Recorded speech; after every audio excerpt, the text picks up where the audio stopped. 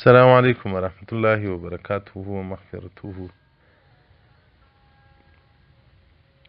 د ډنګروالي د فار نبوي علاج.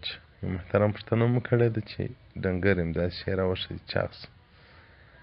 حاشیه صدیقه رضیالله عنها وایي کوم وخت چې زه ودېدلم مور مې نه غوښتل چې زه په دغه ډنګر صورت کې رسول الله صلی الله علیه وسلم ته ورسم. نو وایي مور مې بادرنګ او خرماوې راکولې، هغه مې خوړل. نو وایي ډېره ښه چاغه شولم. او دغه رنګه رسول الله صلی الله علیه وسلم وایي بادرنګ او خرما خوړلي دي.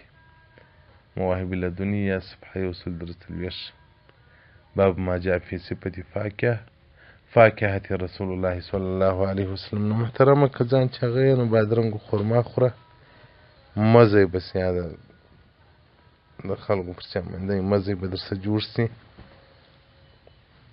اول خو چاغوالی د انسان لپاره هلاکت دی. ځانونه ځینې وساتئ. والسلام علیکم ورحمة الله وبرکاته.